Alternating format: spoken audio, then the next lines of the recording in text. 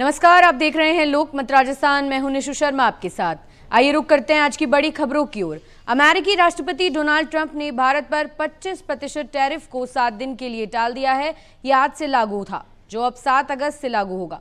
Trump ने 92 देशों पर नए टैरिफ की लिस्ट जारी की है। इसमें भारत पर 25% और पाकिस्तान पर 19% टैरिफ लगाया गया है। हालांकि कनाडा पर आज से ही 35% टैरिफ लागू हो गया है। साउथ एशिया में सबसे कम टैरिफ पाकिस्तान पर लगा है। अमेरिका ने पहले पाकिस्तान पर 29% टैरिफ लगा कर रखा था। वहीं दुनिया भर में सबसे ज्यादा 41% टैरिफ सीरिया पर लगाया गया है। इस लिस्ट में चीन का नाम शामिल नहीं है। ट्रंप ने 2 अप्रैल को दुनिया भर के देशों पर टैरिफ लगाने की घोषणा की, लेकिन 7 दिन बाद ही इसे 90 दिनों के लिए टाल दिया था। कुछ दिनों बाद ट्रंप ने 31 जुलाई तक का समय दिया था। ब्रिटेन की एक संसदीय समिति ने गुरुवार को दमनकारी देशों की एक लिस्ट जारी की, जिसमें भारत का भी नाम शामिल है।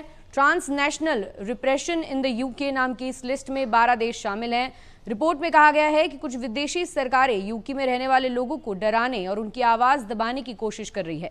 कमेटी ने यूके में विदेशी सरकारों की एक्टिविटी को मानवाधिकारों के लिए खतरा बताया और ब्रिटिश सरकार से इस पर कार्रवाई करने की मांग की। भारत ने अभी तक इस पर कोई आधिकारिक जवाब नहीं दिया है। केंद्रीय नागरिक उड्डयन राज्य मंत्री मुरलीधर मोहोल ने गुरुवार को संसद में बताया कि अहमदाबाद प्लेन क्रैश की जांच में ह्यूमन फैक्टर स्पेशलिस्ट को भी शामिल किया गया है। ये दुर्घटनाओं और अन्य सुरक्षा संबंधी घटनाओं के कारणों का एनालिसिस करते हैं और उन्हें रोकने के लिए डिजाइन में बदलाव का सुझाव देते हैं।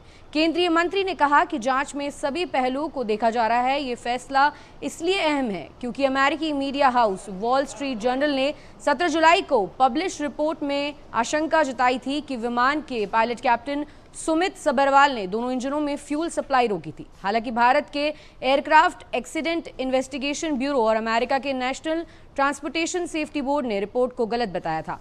AAIB ने कहा था कि अभी जांच चल रही है और किसी नतीजे पर पहुंचना सही नहीं होगा। प्रवर्तन निदेशालय ने रिलायंस ग्रुप के चेयरमैन और MD अनिल अंबानी को 300 करोड़ रुपए के लोन फ्रॉड के मामले में समन जारी किया है। ईडी उनसे 5 अगस्त को पूछताछ करेगी। ईडी ने पिछले हफ्ते अनिल के मुंबई और दिल्ली समेत 50 से ज्यादा कंपनियों और लोकेशंस पर छापेमारी की थी। 25 से ज्यादा लोग भी पूछताछ की गई थी। ये छापेमारी prevention of money laundering act की धारा 17 के तहत की गई।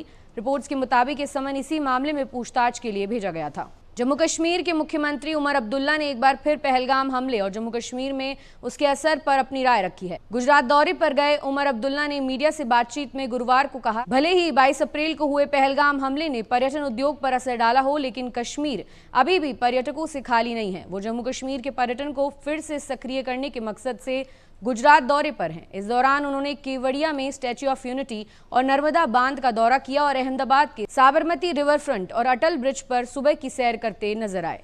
बिहार में होने वाले आगामी विधानसभा चुनाव से पहले सियासी तापमान तेजी से चढ़ता जा रहा है। इसी बीच उत्तर प्रदेश सरकार में मंत्री और सुहेलदेव भारतीय समाज पार्टी के अध्यक्ष ओम प्रकाश राजभर ने विपक्ष पर बड़ा हमला बोला है। उन्होंने कहा कि बिहार में मतदाता सूची की जांच को लेकर विपक्ष बेवजह का हल्ला कर रहा है और जनता को गुमराह कर रहा है। राजभर ने कहा कि बिहार में कुछ लोग फर्जी वोटरों के सहारे चुनाव जीतने की उम्मीद लगाए बैठे थे। अब जब मतदाता सूची की विशेष जांच हो रही है तो मृत या बाहर जा चुके लोगों के नाम हटाए जा रहे हैं, तो इन्हें तकलीफ हो रही है। उन्होंने कहा, अगर कोई मतदाता अब इस दुनिया में नहीं है या कहीं और शिफ्ट हो गया है तो उसका नाम वोटर लिस्ट से हटाया जाना जरूरी है। इसमें गलत क्या है? पंजाब की कानून व्यवस्था एक बार फिर सवालों के घेरे में है। कांग्रेस के वरिष्ठ नेता और राजस्थान के पार्टी प्रभारी सांसद सुखजिंदर सिंह रंधावा ने बड़ा खुलासा करते हुए दावा किया कि उनके बेटे को जान से मारने की धमकी मिली थी और फिर उस पर फायरिंग भी हुई। रंधावा ने इस हमले के लिए सीधे तौर पर आम आदमी पार्टी की पंजाब सरकार को जिम्मेदार ठहराया है।